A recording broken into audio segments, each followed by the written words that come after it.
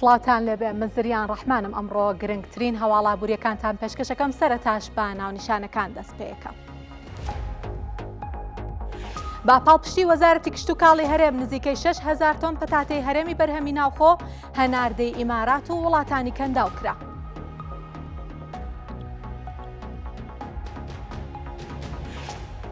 بە هەوڵی قوبا تاڵبانی جێگری سەرۆک وەزیرانی هەرێم کێشەی دارایی پرۆژەی دروستکردنی پردی تەنگی سەید محەممەد چارەسەر کرا. کارکردن لە پرۆژەکە دەستی پێکردووە.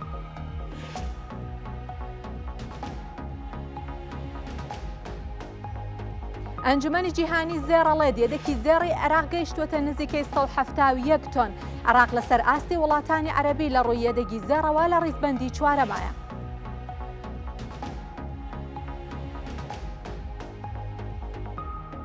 وەزارەتی دارایی عێراق داهاتی نەوتی و نانەوتی خۆی لە هەژمانگی ئەم ساڵە بڵاو کردەوە. داهاتی حکوومەت 82 تریلیۆن دینار بووە. 73 تریلیۆن دیناری داهاتی نەوتی بووە.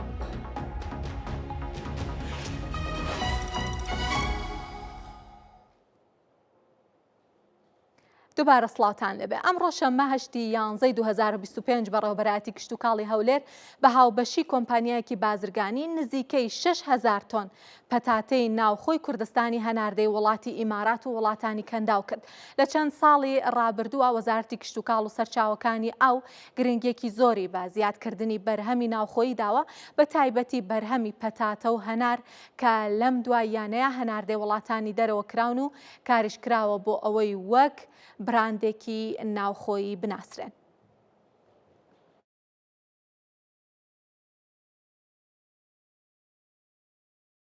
هزار تن ئەمڕۆ دەست پێک بوو بە خۆشحاڵیەوە کە بە بەرهەمەکانی هەرێمی کوردستان دەگاتە وڵاتەکانی کەندا و وڵاتەکانی ئەفریقا و وڵاتەکانی ئەمریکا. ئەمە وەکو ژێی بازرگانی کە ئامادە دەبین هەموو کاتێک دەرفەت دەبین لە بۆیان بازاریان لەو بدۆزینەوە. یەک لەوانە کە دووەم زارە ئەو بازرگانانە بەڕێزانە کە هاتن ئێمە لەگەر جەنابیان کە لە ژووری بازرگانی ئامادەبووین کە واژوو کرا یەکەم زار 5,000 تن. ئەو 5,000 تەنە هەموو جێبەجێ کرا و لە ماوەیەکی کەمدا هیوادارین بازرگانەکانی خۆمان بەرەبوومەکانی خۆمان بگەینە وڵاتانی دەرەوە چۆن بازرگانەکانی هەموو وڵاتەکان بازاری خۆیان لە وڵاتانەکانەوە پێشان بەس ئەوەندە بوو بەرەبوومەکانی خۆمان دەگەیشتوە ناوەڕاست و خوار عێراق، بەڵام ئێستا وڵاتانی کەندا و وڵاتانی ئەوروپا و وڵاتانی ئەمریکا و ئەفریقا هیوادارین لەو ئاستەی بین کە برا جوتیارەکانمان بەرەبوومەکانی زیاتر هانی خۆیان بدەن ڕێگا خۆشکەرەوە بن بۆ پاڵپشتی حکوومەت و بۆ پاڵپشتی خۆیان و زیاتر بەرەبوومەکانی خۆمان. هەر بەرهەمێک هەناردەی دەرەوە بکرێت زۆر گرنگە لەبەرەوەی یەکەمیان بەرووبوومی جوتیاران ساغ ئەکرێتەوە و بازاڕێکێ بۆی بەرهەمەکانیان ساغ بکەنەوە و لەلایەکی تریشەوە داهاتی حکوومەت داهاتی نانەوتی حکوومەت فرەچەشن ئەکرێت و هەرچەندە ڕەنگە ئەمە قەبارەیەکی ئەوەندە گەورە نەبێ، بەڵام هیوادارین هەم قەبارەکەی بەرز بێت و هەم ژمارە ئەو بەرهەمانەکە هەناردەی دەرەوەی وڵاتەکرێت لە هەرێمی کوردستانەوە زیاتر بێ، بەڵام بەداتا و ژمارە باسێکی بەرهەمی پەتاتی هەرێمی کوردستانیشتان بۆ بکەم. ڕووبەری چەندراو لە هەرێمی کوردستان بە پەتاتە 44,158 دۆنمە. ئەو بەرهەمە کە لەم ڕووبەرە بەرهەم دێت لەلایەن جوتیارانەوە 238,541 تۆنە. جا هەناردە ئەکرێت بۆ وڵاتانی سعودیا، ئوردن و ئیمارات. بازانیاری زیاتر وەربگرین هەر دەربارەی پەتاتەی هەرێمی کوردستان بە پێی پارێزگاکانیش بزانێکین بارودۆخی بەرهەمی پەتاتە لە هەرێمی کوردستان بە شێوەیەکە. ئەگەر زانیاریەکانی تر وەربگرین داتاکانی ترمان بزانێکین لەم بارەوە چیمان پێڵێ. بەرهەم بە پێی پارێزگا ئابەم شێوەیە سەرەتا لە هەولێر کە زۆرترین پەتاتە لەو پارێزگا بەرهەم دێت، جیاوازیشی زۆرە لەگەڵ پارێزگاکانی تر 104,424 تۆنی لێ بەرهەم دێت. لە سلێمانی 18,635 تۆن پەتاتە بەرهەم هێنرێت، لە دهۆک 4,753 تۆن و گەرمیانیش کە پێش دهۆکە ئەگەر بە پێ ڕیزبەندی بێ 15,080 تۆن پەتاتەی لێ بەرهەمە هێنرێت. بە پێی خواست واتە پارێزگاکان چەند خواستیان هەیە لەسەر بەرهەمی پەتاتە. خواستەکان ئابەم شێوەیە لە هەولێر 114,923 تۆنە لە ڕیزبەندی یەکەمە، دواتر پارێزگای سلێمانیە بە 36,892 تۆن، بێگومان گەرمیان لە ڕیزبەندی سێمایە بە 15,825 تۆن و دهۆکیش کە خواستەکەی 6,896 تۆنە. بابزانی زانیاری تر چیمان هەیە هەر لەم بارەیەوە لەبارەی بەرهەمی پەتاتەی هەرێمی کوردستان ئەوەی کە لە هەرێمی کوردستان هاوردە ئەکرێت بە پێی پارێزگاکان بۆ دهۆک 1290 تۆن پەتاتە لە دەرەوەی هەرێمی کوردستان هاوردە ئەکرێت لە سلێمانی 16931 تۆن لە دهۆک 1478 تۆن و لە گەرمیانش 745 تۆن بۆ پێی کە لە گەرمیان هەرچەندە خواستەکەی بەراورد بە دهۆک زیاترە بەڵام بەرهەمەکەشی زیاترە قەبارەی هاوردەکردنی بەرهەمەکە بۆ پڕکردنەوەی ئەو خواستەکە لەو ناوچەیە هەیە کەمترە بەڵام ئەوەی کە بۆ هەرێمی کوردستان ئەو پەتاتەیە کە بۆ هەرێمی کوردستان هاوردە ئەکرێت لەم وڵاتانەوە بێگومان وڵاتانی دراوسێت تورکیا و ئێران و سووریا پشکی شێریان بەرکەوتووە پاکستان و مصری شەروەها لە ڕێزبەندیەکەیان کە لەم وڵاتانەوە پەتاتە بۆ هەرێمی کوردستان هێنرێت بێگومان ئەگەر بەرهەمێک لە وڵاتانی دراوسێ هەبێ بەهۆیەوەی کە تێچووی ترانزێتەکەشی کەمە باشترەکە لە وڵاتانە بە تایبەتی گەر کواڵیتیەکەی باش پێ هاوردە بکرێت لە بەرەوەیکە بە نرخێکی کەمتر لەسەر هەرێمی کوردستان و عراقیشەکەوێت و درایەکی کەمتر بۆ ئەو بەرهەمە ئەچێتە دەرەوە لە وڵاتە ئەمە کۆتا زانیاریمان بوو دەربارەی هەناردەکردنی بەرهەمی پەتاتەی هەرێمی کوردستان و قەبارەی بەرهەمەکە لە هەرێمی کوردستان و باسی خواستیشمان کرد کە لە هەرێمی کوردستان خواستەکەی بە چ شێوەیەکە بەڵام جیاواز لەم بابەتە ئەمێ بچمە هەڵەبجا پڕۆژەی دروستکردنی پردی تەنگی سەید محەممەد کە هەڵەبجا بە گەرمیانەوە ئەبەستێتەوە بەهۆی کێشەی داراییەوە کارکردنتیان ڕاگیرابوو بەڵام بە هەوڵی قوبات تاڵەبانی جێگری سەرۆکوەزیرانی هەرێم کێشەکەی چارەسەرکرا و کارکردن لە پرۆژەکە دەستی پێکردووە نزیکەی 27 ملیارد دینار بۆ ئەو پرۆژەیە تەرخان کراوە. کارکردن لە پرۆژەی استراتیژی پردی تەنگی سەید محەممەد بەردەوامە. دوای ڕاگررتنێکی کاتی کارکردن لەلایەن وەبەرهێنەرەوە بەهۆی دروستبوونی گرفتی دارایی لە بەردەم کارەکانی پرۆژەکەدا بەڵام بە هەوڵی قوبات تاڵەبانی جێگری سەرۆکی حکوومەتی هەرێم توانرا گرفتەکەی چارەسەر بکرێت و جارێکی تر کارکردن دەست پێ بکاتەوە.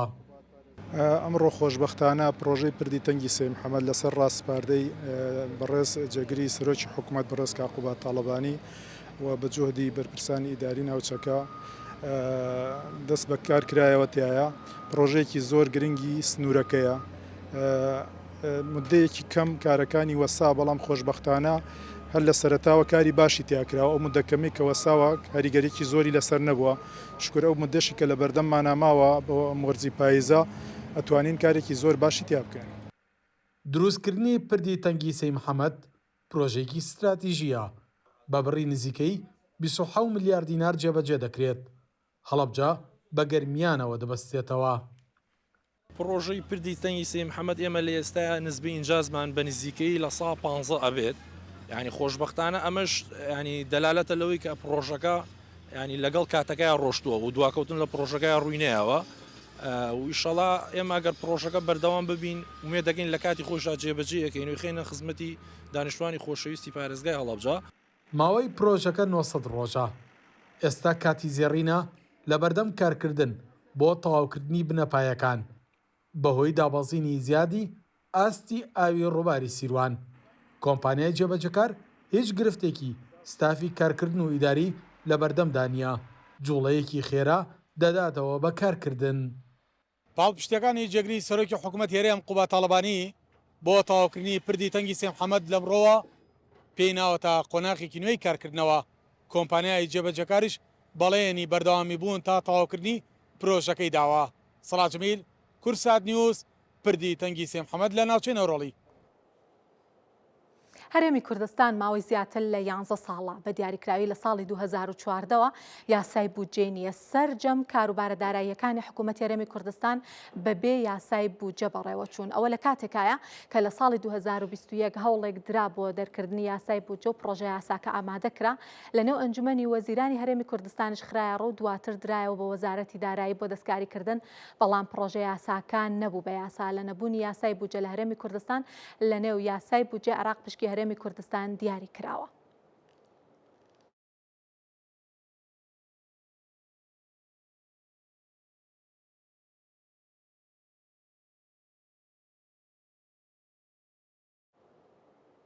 ئەمانەیە زیاتر باسی یاسای بودجە بکەین وە گرنگی یاسای بودجە لە هەرێمی کوردستانەوەی کە ئەم ماوە زۆرە ئەم ماوە دوور درێژە کە هەرێمی کوردستان هیچ یاسایەکی بودجەی نەبووە چ کاریگەریەکی لەسەر بارودۆخی ئابووری و دارایی هەرێم دروست کردو بۆ ئەومە بەستەش لێرە لە ستۆدیۆ میوانێکی زۆر شارەزامان لەگەڵا دکتۆر دیاری شێخ جەلال ڕاوێژکاری دارایی و بانک. دکتۆر زۆر بەخێر هاتن. زۆر سپاس بۆنان. ئەمێ بۆ دەست پێ بکەم دکتۆریان ئەم ماوە دوور و درێژە کە هەرێمی کوردستان یاسای بودجەی نەبووە چ کاریگەریەک دروست بووە لەسەر بارودۆخی دارایی و ئابووری هەرێمی کوردستان باسی ئەو بابەتانەمان بۆ بکە کە بە دیاریکراوی لەلایەن هاوڵاتیانیشەوە هەستی پێکراوە.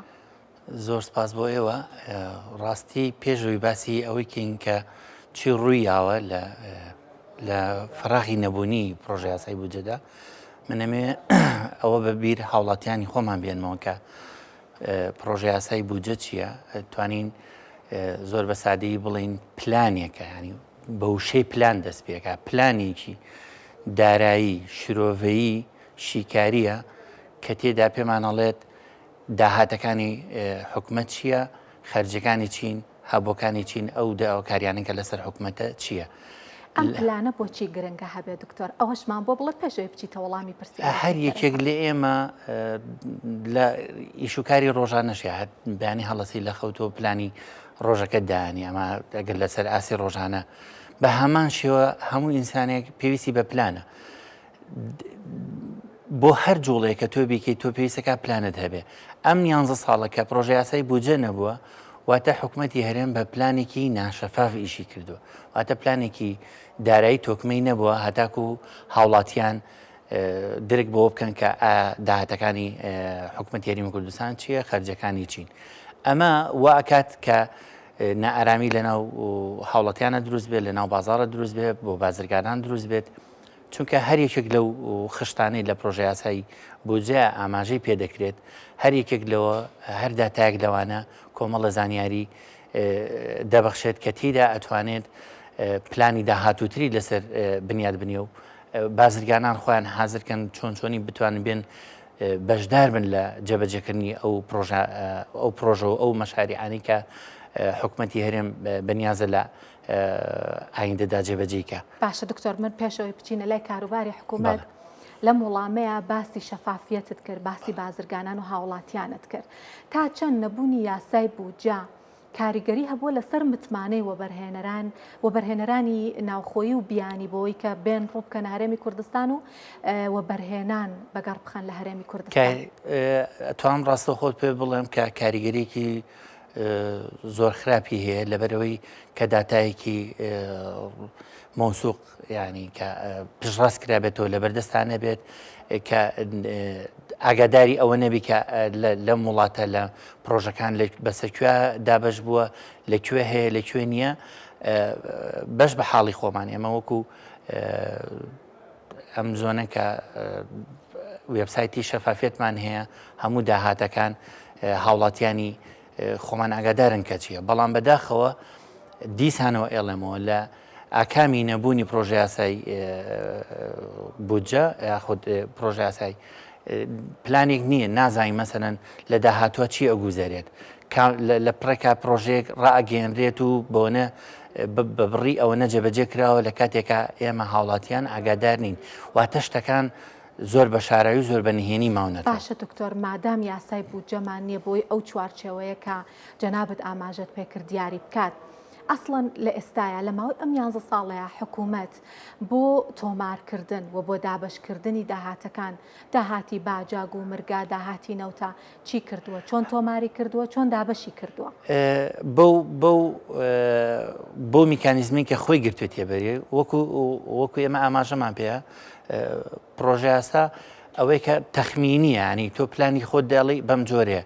ئەم بەبێ پلانەکە چۆتە ناو پرۆژەکەەوە ئیش و کارەکانی کردووە، ڕاستەخۆ ئەو داتانی کە دەستی کەوتووە بۆ نمونە وەزارەتی دارایی وتێتی ئەوەنە داهاتمان هەبوو لەسەر بۆ نمونە وەزارەتی ناوخۆی ڕۆژانە و هەفتانە مانگانە راپۆرتی بەرز کردوەوە کە داهاتەکانیانەوە واتە بە فعلی شتەکە ڕوویاوە پاشان تۆمار کراوە. بە هەمان شێوەش لەسەر بنەمای ئەمە بڕیار لەسەر خەرجەکان دراوە و لەسەر پرۆژەکان دراوە. وەکو پێم وتی زۆر جاریش دووبارەی ئەەکەمەوە و جەختیشی لەسەر ئەەکەمەوە کە نەبوونی پرۆژه یاسای بودجە واتە نەبوونی شەفافێت نەبوونی نادیاری لەو پلانانی کە لە داهاتوە ڕوو باشە ئەگەر پرۆژه یاسای بودجەت هەبوو چوارچێوەیەک لە بەردەما دیاری ئەەکەی کە من داهاتم ئەوەندەیە ئەتوانم بە ئەولەویەت فلانە پرۆژە ئیشی بۆ بکەم دواتر فلانە پرۆژە هەرچەنە بەشی کرد بەڵام ئێستا لە نەبوونی ئەم یاسایە و لە نەبوونی بودجە لە هەرێمی کوردستان کێشە بۆ ئەولەویەت بەندی پرۆژەکان دروست نەبووە بۆ نمونە پرۆژەیەک کە گرنگێکی زیاتری هەیە پشتگوێ خراپێت لەولاوە پرۆژەیەک کە ڕەنگە گرنگێکی ئەو تۆی نەبێکاری لە پێشینە نەبێ بودجێ بۆ تەرخان کرابێت و بەگەڕ خراپ بەڵێ بە تاکید کاریگەری هەیە لەسەر ئەو بابەتەش چونکە دوجار نازانی پرۆژە لە پێشینەکان کامانن بۆ هاوڵاتیانی ئاسایی بەیان نییە بەڵام ئەوانی کە بڕیار بەدەستن لەسەر و لێپستراوی جێبەجێکردنی پرۆژەکان ئەوان دەیزانن ئێمە هەمیشە زۆر بە پێویستم زانیوە کە مەسەنەن زۆرێک لە بڕیار بەدەستانیش بە هەمان شێوە خودی قوبات زۆر تاکید لەسەرەوە کاتەوە کە پرۆژە یاسایی بودجە بچێتەوە پەرلەمان و ئیشی لەسەر کرێ و پێویستەکە ڕاگەاندنەکان بە هەموو توانایکیانەوە کار لەسەر ئەمەکەن چونکە دوجار یەکێک لە کەمتەر خەمیەکان لەسەر ئاستی نێودوڵەتی ئێمە وەکو حکوومەتی هەرێم ئەوەیە کە ئەم پرۆژە یاسایەمان نییە واتە لەسەر ئاسی نێودوڵەتی نازان داهاتەکان چیە و خەرجەکان چین نازان حکوومەتی هەرێم چی هەیە باشە دکتۆر باسی گرنگی هەبوونی بودجە و باسی لێکەوتەکانیمان کرد لێکەوتەکانی نەبوونی بودجە ئێوە ئەوەندەی کە ئاگادار بن بۆچی 11 ساڵە هەرێمی کوردستان بودجەی نییە ینی چی ڕێگرە ئایا بابەتەکە بابەتی دارایی و ئابوووریە یاخود نا بۆ نمونە ڕێکەوتنێکی سیاسیە خۆی زیاتر ئەتوانی بە چەند جەمسەرێک و بیبەسیتەوە سەرەتای دروستبوونی نەمانی ئەم پرۆژە یاسایە گەڕێتەوە بۆ 2014 کە سەرەتای دروستبوونی قەیرانی دارایی بووە پاشانیش ئەو کێشمە سیاسیانی کە لە ناو خودی هەرێمی کوردستانە هەبوو پاشانیش کە حکوومەتی هەرێمی کوردستان لەگەڵ حکوومەتی ناوەندی فیدراڵی عێراقدا هەیبووە هەموو ئەمانە وای کردووە ئەگەر بێت و ئێمە بگەڕینەوە بۆ ئەو چەند ساڵی کە ڕوویاوە هەمیشە حکوومەتی هەرێم دایمە لە کێشەیە بووە هەمیشی کێشەی هەبووە لەگەڵ حکوومەتی ناوەندا بودجەی نەناردووە حکوومەتی هەرێم دەستی بردووە بۆ پارەی بانکەکان بەکاری هێناوە ئەوانیان توانێت تەمیلیکەنەوە واتە هەمیشە کێشمێکی سیاسی هەبووە کە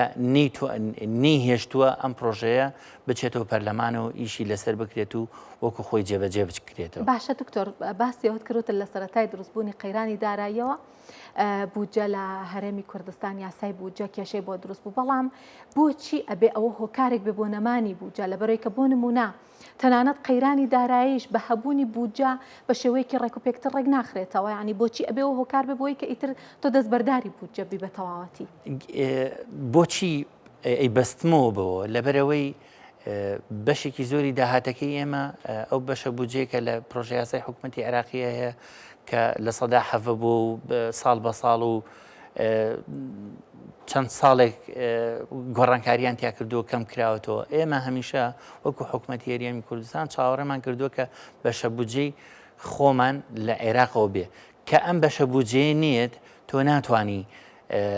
واتە تۆ داهاتت نەبوو کە داهاتت نەبوو ناتوانانی پلانەکان جێبەجێکەی ناتوانانی دەستنیشانێکی کامیان ئەم بڕەپاری کە لە بەردەستە ئایا لەسەر وەک ئەگەر باسی قۆناغەکانی سەرەتای قەیرانی داراییکن کە پەنابردنە بەر ئابووری سربەخۆ بوو کە ئەویش ئاکامەکانی ئابووری سربەخۆشمان بینی چی بووە پاشان فرۆشتنی نەوت بە شێوازی سربەخۆ و واتە هەمیشە ئەمانە نەیتوانیوە بۆمان دیاریکە ئێمە چەندێک داهاتمان هەیە و لەسەر بنەمای ئەم داهاتە ئەتوانین موچە تەمویلکەین پرۆژەکان تەمویلکەین تەندروستی تەمویلکەین پەروەردە تەمویلکەین خوێندنی باڵا تەمویلکەین هەمیشە ئەمانە بە نادیاری و بە ناشەفافی ماوەتەوە باشە ئێوە ڕاوێژکاری دارایی و بانکین دکتۆر با باسی حاڵەتێکی گریمانەی بکەین وای دانین کە بۆ دانانەوەی پەسەندکردنەوەی بودجە ینی پرس و ڕاوێژ بە جەنابتانەکرێت. پێتان وایە بۆ هەبوونی ئەم پرۆژە یاسایە ئەبێ سەرەتا چی چارەسەر بکرێت؟ شەفافیت لە داهاتەکان یاخود پێویستە ڕێکەوتنێکی سیاسی بکرێت؟ سەرەتا ئێمە ئەبێت ڕێکەوتنێکی سیاسی بنبڕ بکرێت، واتە هەر قسەکردن نەبێت، جێبەجێ بکرێت. بەشە بودجێ حکوومەتی هەرێمی کوردستان لە کاتی خۆیان بێت، ئەو ئیلتیزاماتانەی کە لەسەر حکوومەتی هەرێمی کوردستانە لە کاتی خۆیان بەرامبەر بە فیدرال حکوومەتی فیدرال جێبەجێکە. ئەمە لەلایەکەوە پاشانیش شەفافێت. ئێمە زۆرێک لە کاربەدەستانی حکوومەتی هەرێم هەمیشە خۆیان بۆ هەڵکێشاوەکە حکوومەتی عێراقی چاو لەمانەکەن بۆ حکوومەتداری، بەڵام لە کاتێکە حکوومەتی عێراقی بەو گەندەڵیانی کە هەیەی ئەو پرۆژە یاسا ئاماداکە بۆ ماوەی 3 ساڵ، واتە ینی زۆر بە وردی بووی چۆتە پێشەوە، زۆر بە وردیش ئیشی لەسەرەکان. ئەوە تا وەکو بینیمان ئاخر جار پرۆژە یاسایان گەڕاندەوە بۆ پەرلەمان بۆ ئەوی کۆمەڵێک بە وردەکاری زیاتر و دەستکاری کەن و کە بەشێکی زۆری ئەم دەستکاریانە لە بەرژەوەندی هاوڵاتیانی عێراقی بووە کە لە بەرچاوگرتنی بەرژەوەندی هاوڵاتیان ئەم پرۆژیان دووبارە ناردۆتەوە پەرلەمان بۆی جارێکی تر دەستکاری کەن و بڕیاری لەسەر بنەوە. ئەی باشە پێتان وایە دانانی لیژنەیەکی سربەخۆی وردبینی ئەتوانێت ڕێگە خۆشکەر بێ بۆ پەسەندکردنی بودجە لە داهاتوێکی نزیکا بۆ هەرێمی کوردستان؟ ئێمە ئومێدەوارین، ئێمە وەکو چاودێریان وەکوانی کە شیکردنەوە بۆ داتاکانی بودجەکەین دەخوازین لیژنەیەک هەبێ لە جاتی لیژنێکی چەند لیژنێک بە هەبێ قەیچێکە بۆ ئەوەی کە لیژنێک بۆ ئامادەکردنەوەی پرۆژە یاسایی با ڕاوێشکەن بە هاوڵاتیانی بان لەسەر ئاسی ناوخۆی ڕاوێشکەن، با لەسەر ئاسی نێودەوڵەتی ڕاوێشکەن، چونکە دوجار ئەبێت ئەم چالاکی بچێتەوە سەر ڕێڕەوە دروستەکەی خۆی. ئەو کاتە بالیژنەش هەبێ بۆ وردبینی لەسەر ئەو داتانەی کە هەیە، چونکە مافی هەر هاوڵاتیەکە کە بزانێت خێروبێری ئەم وڵاتە چۆنچۆنی بەدەستێت و چۆنچۆنی خەرج دەکرێت. بێگومان لەسەرەوە ساسەشە بە پلاندانان بکرێت بۆ وڵات. زۆر سپاس دکتۆر دیاری شێخ جەلال باوەشکاری دارایی و بانکی کە لەگەڵمان بوون. بەخێر هاتن. زۆر سپاس بۆیەش چاوە. ئەنجومەنی جیهانی زێر لە دوایین راپۆرتیا باس لەوە کات کە یەدەگی زێڕی عێراق گەیشتوتە نزیکەی 171 تۆن بە دیاریکراوی 170.9 تۆن و لەسەر ئاستی وڵاتانی عەرەبی لە ڕووی یەدەگی زێڕەوە لە دوای سعودیا، لوبنان و جەزایر لە ڕیزبەندی چوارەمایە. چەند ساڵێکە خواست بۆ زێر لەلایەن وڵاتانەوە بەرزە، بە تایبەتی خواست لەلایەن ئابووریە گەورەکان و بانکە ناوەندیەکانەوە، خواست لەلایەن هەندێک وڵات بۆ نمونە چین و هندستان بۆ پڕکردنەوەی خواستی ناوخۆیە، لەوانە خواستی هاوڵاتیان بۆ زێڕی جوانکاری و هەروەها بۆ وەبەرهێنەران. بەڵام بانکە ناوەندیەکان لە ڕێگەی کڕینی زێڕەوە یەدەگەکەیان بەهێزەکەن، بەو جۆرەش ئاسایشی دارایی وڵات بەرزەکەنەوە و پشتبەستن بە دۆلار کەمەکەنەوە. بەرزبوونەوەی خواستی بانکە ناوەندیەکان وەک ئاماژەیەکیش لێی ئەڕوانرێت، ئاماژەیە بۆ نیگەرانی لە ناسەقامگیری درا و هەڵاوسان. هۆکاری کڕین و بەرزبوونەوەی خواست بۆ زێڕ هەرچی بێت لە بەرزبوونەوەی خواست بۆ زێڕی جوانکاری هەتاوە بەرهێنان و بەهێزکردنی یەدەگی بانکە ناوەندیەکان کاریگەری لەسەر نرخە جیهانیەکەی دروست دەکات.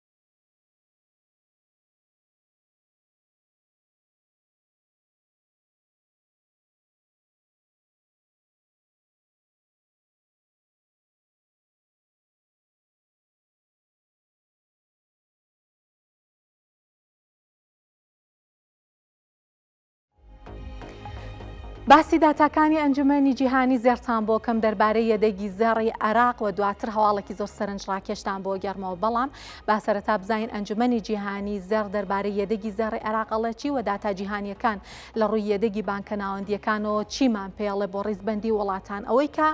لە راپۆرتەکەی ئەنجومەنی جیهانی زێڕە هاتوواڵە یەدەگی عێراق بە دیاریکراوی بۆ 170.9 تۆن بەرز بووەتەوە لە 121.6 یەدەگی دراوی دەرەکی ئەو وڵاتە پێگەێنەوە تاو یەدەگەیکە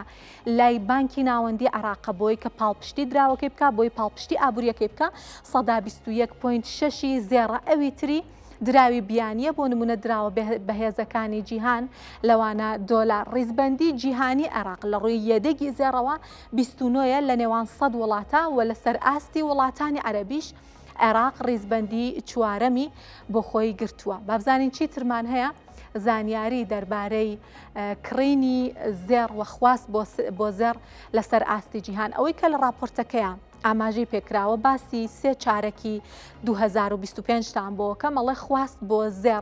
بۆ زێڕ کە OTC پێ ئەوترێ ئەو زێڕەیەکە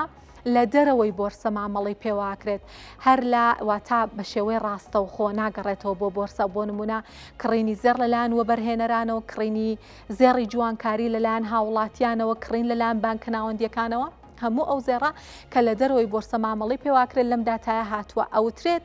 کە خواستی جیهان لە چارەکی یەکەمە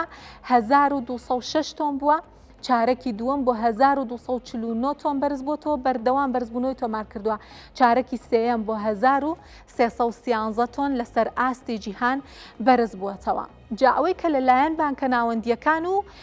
دامەزراوە ڕسمیەکان کردراوە ینی لە ژێر سێبەری ئەم خواستەیە کە بۆتان باسەکەم واتە بەس بەشێکە لەم خواستە کە سەرەتا باسم کرد لە چارەکی یەکەمە 244 تۆن بووە چارەکی دووەم کەم بۆ تۆ بۆ 166 تۆن بەڵام لە چارەکی سێمە دیسانەوە بۆ 220 تۆن بەرز بۆتەوە ئەوەی کە بانکە ناوەندیەکانی وڵاتان ئەیکڕن بێگومان بۆ پاڵپشتی ئابوووریەکەیانە بۆ فرەچەشنکردنی یەدەگەکەیانە هەرچی بانکی ناوەندی وڵاتێک یەدەگی زێڕەکەی بەرزتر بێ ئابوووریەکەی پاڵپشتێکی بەهێزتری هەیە لە کاتی ڕوودانی قەیرانی داراییە ئەو وڵاتە دەرەقەتی ڕوبەڕووبوونەوەی قەیرانەکە دێ و ئەتوانێت کەڵک لەو زێڕە وەربگرێت کە هەیەی هەر بۆ نمونە عێراق چەندین جار پارێزگاری بانکی ناوەندی باسیەوەی کردوواڵێمە یەدەگێکی بەهێزمان هەیە بۆ پاڵپشتیکردنی دراوەکەمان ئەڵێ هەرەوە هۆکاری سەرەکیە کە ئێستا دینار بەرامبەر بە دۆلار بارودۆخێکی باشی هەیە با بزانین زانیاری تر چیمان لایە هەر دەربارەی ئەم بابەتەوە دەربارەی خواستی جیهان بۆ زێڕوە ئەو قەبارەیە کە وڵاتانی جیهان یەدەگیان کردو بۆی کە پاڵپشتی لە ئابوووریەکان بکەین ئەگەر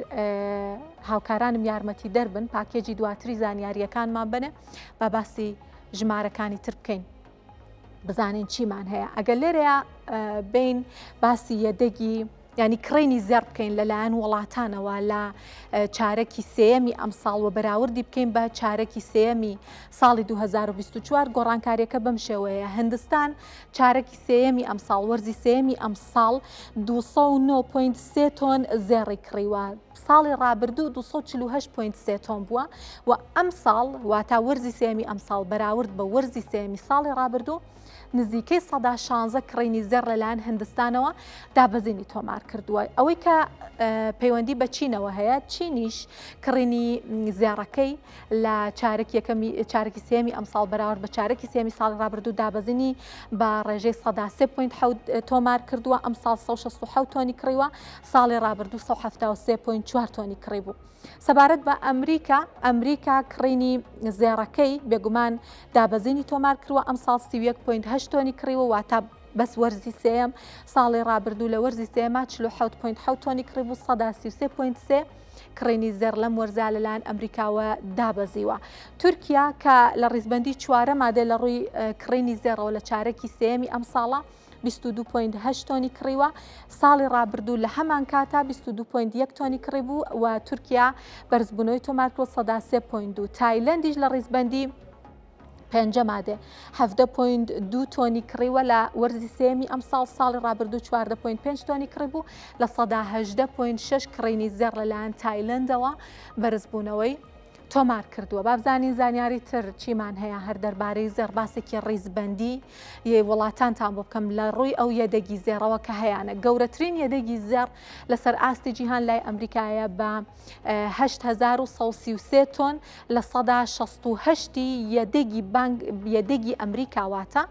زێڕە. ئەوەی لە ئەڵمانیایە لە ڕیزبەندی دووەمایە 3352 تۆنە دیسانەوە، ئەوش لە 168 یەدەگەکەی زێڕە. لە ئیتالیا 2451 تۆنە یەدەگی زێڕەکەی و لە 171 یەدەگەکەی زێڕە ئەوی تری دراوە بە نرخەکان و دراوە بە بەهاکانی ترە. فەڕەنسا لە ڕیزبەندی چوارەمایە بە 2436 تۆن و لە 169 یەدەگەکەی زێڕە و رووسیاش لە ڕیزبەندی پێنجەمایە 2333 تۆن یەدەگی هەیە لە 127 یەدەگەکەی زێڕە ئەوی تری دراوەکانی ترە و بە دراوی بە بەهای جیهانی پاڵپشتی لە ئابوووریەکەی کات. جا ئەوەی کە باسی ژمارەیە ئەمە کۆتا زانیاریمانە دەربارەی داتاکان و ژمارەکانی ئەنجومەنی جیهانی زێڕ کە دەربارەی عێراق و لە دەربارەی وڵاتانی جیهان بڵاوی کردبووە. وەکوتم بێگومان کڕینی زێڕ لەلایەن وڵاتانەوە گرنگیەکی زۆری بۆ ئەو وڵاتانە هەیە، بەڵام لە هەمان کاتە کاریگەریش دروستەکە لەسەر بەهاکەی لەسەر ئاستی جیهان و لە بازاڕی جیهانی. بەڵام جیاواز لەم بابەتە ئەمە بچمە لای بابەتێکی گرنگ و سەرنجڕاکێش بە تایبەتی لەم دواییانە کە زێڕ لەو ئاستە بەرچاوەیە بەرز بووەتەوە بە دیاریکراوی لە سەرەتای ئەم ساڵەوە نرخەکەی سەر و 150 بەرزبوونەوەی بەخۆیەوە بینیوە. ڕەنگە پێتان وا بێت تەواو ئەگەر پارەیەکی باشت بەدەستەوە نەبێت چەندسی ئەوە نییە بتوانیت کەمێک لەو کانزاگران بەهایەت هەبێت، بەڵام هەندێک جار هەندێک کەس یاساکانی ژیان نایانگرێتەوە وەک ئەو پیاوە فەڕەنسیا کە ڕەنگە هەر داڵغەشی لای زێڕ و نرخەکەی نەبوو بێت. هاوڵاتیەکی فەڕەنسی لە کاتی دروستکردنی مەلەوانگەیەک لە ماڵەکەی خۆیان بە بەهای 800,000 دلار زێڕی دۆزیوەتەوە. ئەنجومەنی شاری نۆڤێل سوسۆن لە فەڕەنسا ئەڵێت مانگی 5 هاوڵاتیەک لە کاتی دروستکردنی مەلەوانگەکەیە زێڕی دۆزیوەتەوە. ڕێگەشی پێدراوە کە لای خۆی هەڵی بگرێت چونکە ئەو شوێنەی تایە دۆزیوێتەوە شوێنی مێژووی نییەوە. زێڕەکە لە سەدەی 19 لەو شوێنەیە شاردراوەتەوە. بەپێی زانیاریەکان ئەو شوێنەی مەلەوانگەکەی تیا هەڵکەندراوە 5 قاڵب زێڕ و چەندین کۆینی تیا بووە. پۆلیسی ئەو شارە ئەڵێت زێڕەکە بە شێوەیەکی یاسایی لە 15 بۆ 20 ساڵ لەمەوبەر لە پاڵاوگەیەکی نزیک ئەو شوێنە بەدەست هاتووە. پۆلیس وتوشیەتی زێڕەکان کۆدی بێهاوتایان لەسرە لەو ڕێگەیەوە زانیویانەکە سەرچاوەکەی لەکوێوە بووە و دڵنیان لەوەی کە زێڕەکە نەدزراوە لەبەرەوە ئەو کەسێک کە دۆزیوێتیەوە خاوەنیەتی. ڕەنگاگەر ڕۆژی پێشە ڕووداوە ڕۆژی پێش دۆزینەوەی زێڕەکە ئەو بابەتیان بۆ هاوڵاتی فەڕەنسیە باس بکردای پێیوا بووایەکە سوعبەتی لەگەڵەکەم، بەڵام بێگومانەوە چانسێکە کە حاشای لێ ناکرێت. ئەچمە لای بابەتێک لە دەربارەی وەزارەتی دارایی عێراق. داهاتی نەوتی عێراق و داهاتی نانەوتی عێراق لەلایەن وەزارەتی دارایی عێراقەوە لە 8 مانگی ئەم ساڵە بڵاو کراوەتەوە. بەپێی راپۆرتەکە هەرێمی کوردستان لەو ماوەیە نزیکەی 680 میلیارد دیناری وەک داهاتی نانەوتی ڕادەست کردووە. وەزارەتی دارایی ئەڵێت لە 8 مانگی ڕابردوو داهاتی حکوومەت 82 تریلیۆن دینار بووە، لەو بڕەش 73 تریلیۆن دیناری داهاتی نەوتی و زیاتر لە 8 تریلیۆن و 555 ملیارد دیناری داهاتی نانەوتی بووە کە تەنها لە سەدا دەی داهات پێکەهێنێت. وەزارەتەکە ئەڵێت لە دەرەنجامی ئەو ڕێکەوتنانەی لە بواری نەودا لەگەڵ چین کراوە 4 تریلیۆن دینار داهاتی نەوتی بەدەست هاتووە. سەبارەت بە هەرێمی کوردستانیش وەزارەتی دارایی عێراق ئەڵێت بڕی 7 تریلیۆن و 288 ملیار و 620 میلیۆن و 874,667 دینار بۆ موچەی فەرمانبەران و چاودێری کۆمەڵایەتی هەرێمی کوردستان نێردراوە لە بەرامبەرە 679 ملیار و 346 میلیۆن و 211,877 دیناریان لە هەرێمی کوردستان وەک داهاتی نانەوتی لەو ماوەیە وەرگرتووە.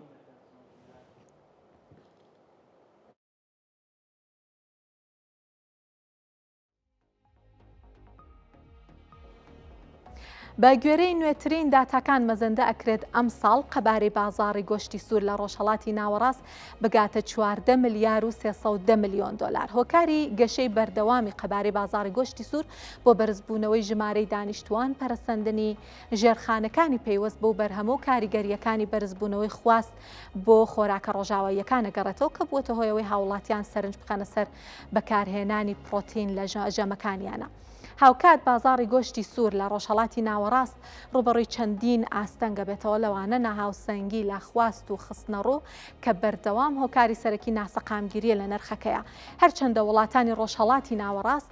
هەنگاوی گرنگیان هەڵگرتووە بۆ بەرزکردنەوەی بەرهەمی ناوخۆ و پەرەپێدانی ژێرخانەکان و ئامانجیانە بگەنە ئاستی خۆبژێوی، بەڵام لە ئێستاە پشتبەستن بە هاوردە لە ئاستێکی بەرزە کاریگەری لەسەر نرخەکان دروست دەکات. لەبەرەوەی بازاڕی جیهانی ڕوبەڕووی سنووردارکردنی هەناردە و بەرزبوونەوەی نرخی خۆراکی ئاژەڵ و ناسەقامگیریە ژێۆپۆلیتیکەکانە بێتەوە کە هەر کامیان بە شێوەیەک هەڕەشەیە بۆ سەرسەقامگیری بازاڕەکە. لە عێراق و هەرێمی کوردستانیش خواستێکی زۆر هەیە بۆ گۆشتی سوور. عێراق بۆ دابینکردنی پێویستی ناوخۆ ساڵانە قەبارەیەکی زۆر هاوردە ئاکات. سەبارەت بە هەرێمی کوردستانیش زیاتر لە نیوەی پێویستیەکەی لە ناوخۆ بەرهەمهێنێت، ئەوی دیکەی لە ڕێگەی هاوردەوە دابینەکات.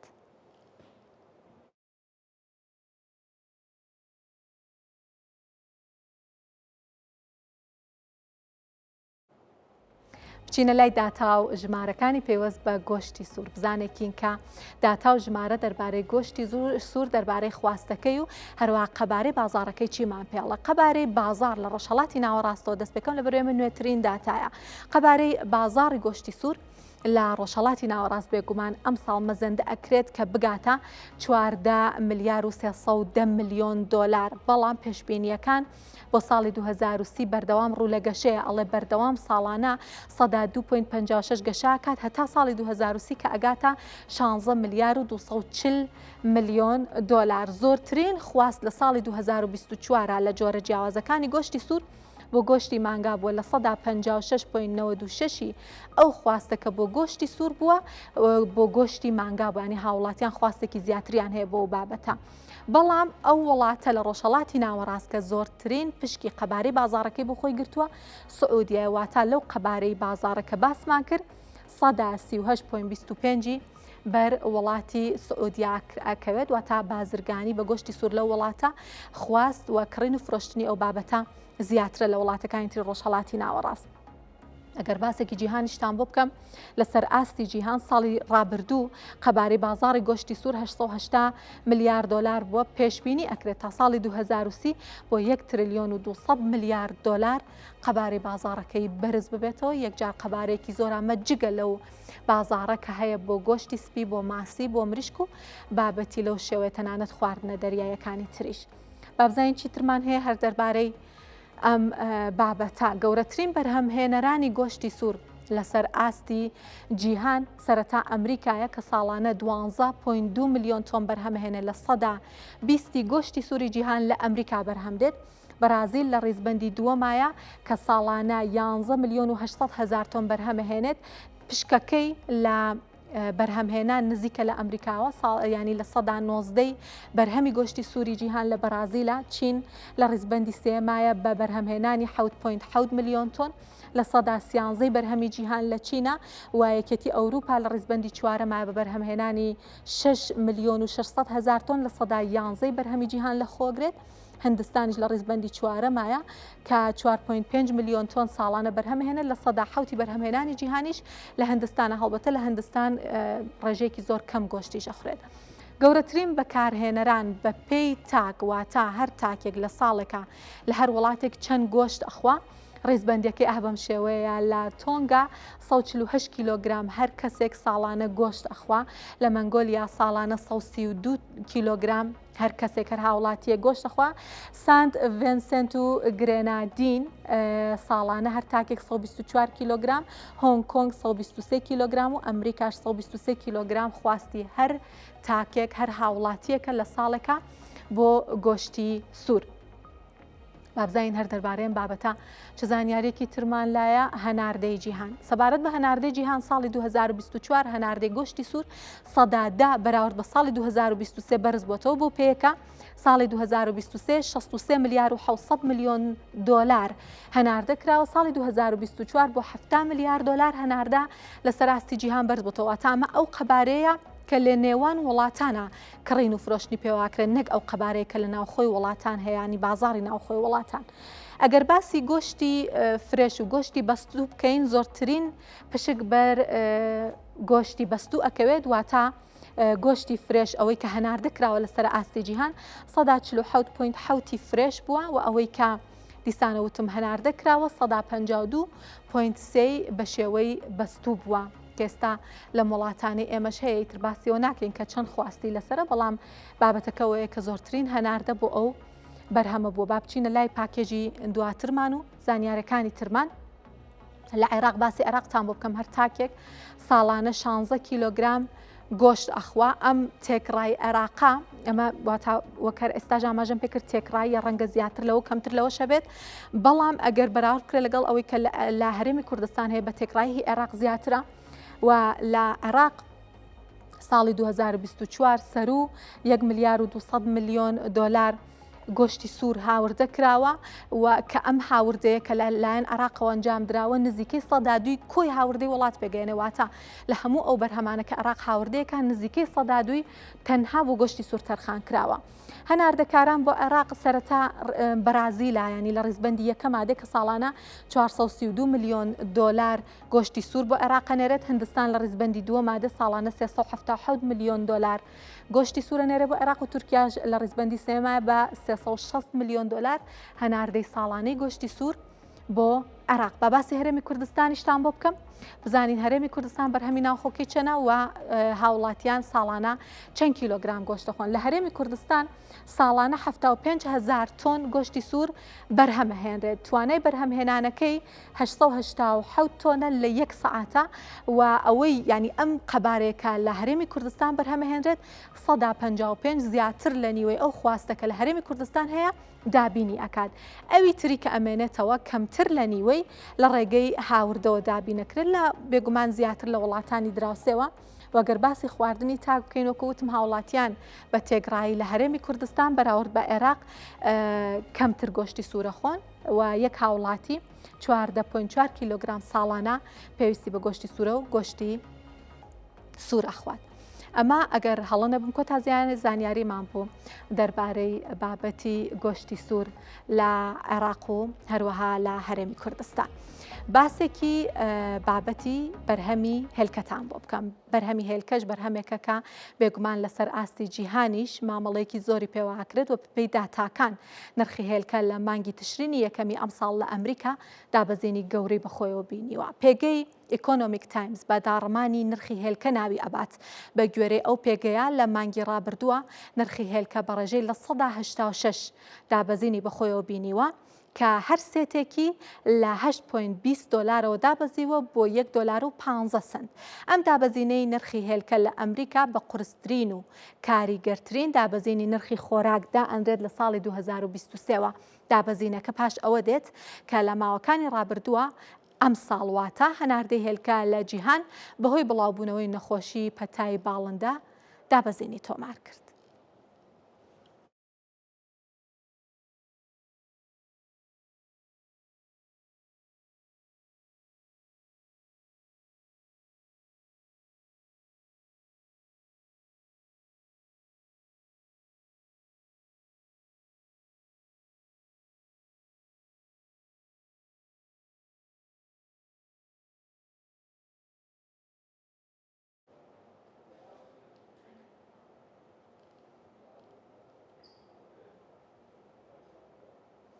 ئەندامێکی پارلەمانی ئێران ئەڵێت بەهۆی ئەوەی داشکاندنی زۆر بۆ کڕیارانی نەوت کراوە هەروەها بەهۆی دابەزینی هەناردەی نەوتەوە داهاتی نەوتی وڵات لە ئاستێکی بەرچاوە دابەزیوە. هادی قەوامی بە ئاژانسی ئیلنای ڕاگەیاندووە کە لە 6 مانگی سەرەتای ئەم ساڵە تەنها 32 داهاتی نەوتی پێشبینیکراو لە بودجیا بەدەست هاتووە. ئەوە لە کاتێکایە کە ماوەی ڕابردوو وەزیری نەوتی ئێران ڕایگەیاندبوو کە هەناردەی نەوت بەراورد بە ڕابردوو بە شێوەیەکی بەرچاو بەرز بووەتەوە، تەنانەت وتبووی بەداخەوە کە ناتوانم ژمارەکان بخەمە ڕوو ئەگەرنا خۆتان هەستان بە جیاوازیەکە ئەکرد.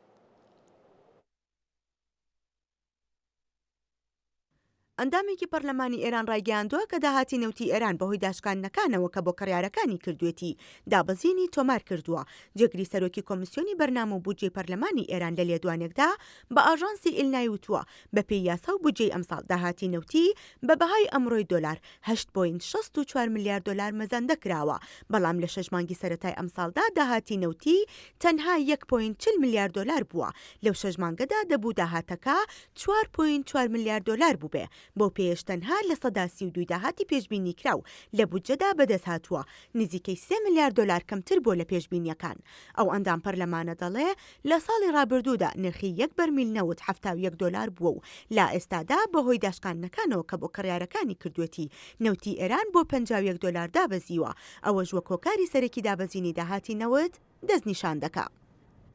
لەلایەکی دیکەوە بە گوێرەی داتاکان و قەباری فرۆشتنی نەوتی ئێران لە 1,800,000 بەرمیلی ڕۆژانەوە بۆ 1,600,000 بەرمیل کەمی کردووە کە بەوتەی پەرلەمانتارەکە ئەو 1,600,000 بەرمیلە ژمارەیەکی گەشتبینانەیە و ئاماژەکان باز لەوە دەکەن کە قەباری فرۆشتنەکە لەوەش کەمتر بێ. ئەم لێدوانانە لە کاتێکدایە کە هەفتەی ڕابردووش موحسین پاکنەژاد وەزیری نەوتی ئێران بەبێ ئەوەی وردەکاری بخاتە ڕوو وتبووی ئاستی هەناردەی نەوت بەراورد بە ساڵی ڕابردوو بەرزبوونەوەی بەرچاوی تۆمار کردووە. بە دیاریکراوی وتبووی بەداخەوە ناتوانم باسی ژمارەکانتان بۆ بکەم، ئەگەر ئامارم بخستایەتە ڕوو دەتانزانی کە بارودۆخەکە چەند لە ڕابردوو باشترە. بەهۆی سزانێ و دەوڵەتەکانەوە داتاکانی پەیوەست بە هەناردەی نەوتی ئێران وەک بابەتێکی ئەمنی مامەڵەی لەگەڵا دەکرێت و بەرپرسانی ئەو وڵاتە خۆ لە خستنە ڕووی ئەو داتا و ژمارانە بەدوور دەگرن. هەرچەندە ئێران ساڵانەکە بەهۆی سزاکانی ئەمریکاوە داشکاندن بۆ کڕیارانی نەوتەکەی دەکات و لەسەر و هەمویانەوە بۆچین، بەڵام جێبەجێکردنی میکانیزمی سناپباک و گەڕانەوەی سزانێ و دەوڵەتەکان بووە بە ئاستەنگی نوێ بۆ داهاتا نەوتەکانی تاران. ئێران لە ساڵی 2010 و دوای چوونە دەرەوەی ئەمریکا لە بەرجام و گەڕانەوەی سزاکان ڕێکاری جۆراوجۆری گرتۆتە بەر بۆ فرۆشتنی نەوتەکەی و دەربازبوون لە سزاکان، بەڵام پێدەچێ کە لە دوای سناپباک و گەڕانەوەی سزانێ و دەوڵەتەکان بارودۆخی تاران لە ڕابردوو خراپتر بوو بێت و داشکاندنی بەردەوام بۆ کڕیارەکانی زیانی زۆری بە داهاتە نەوتەکانی گەیاندووە. بە داتا و ژمارەوە بە یارمەتی هاوکارانم گەشتی هەواڵابووریەکانی ئەمڕۆم پێشکەشکردن. سپاس کە بینەرمان بوون و ماڵاوە.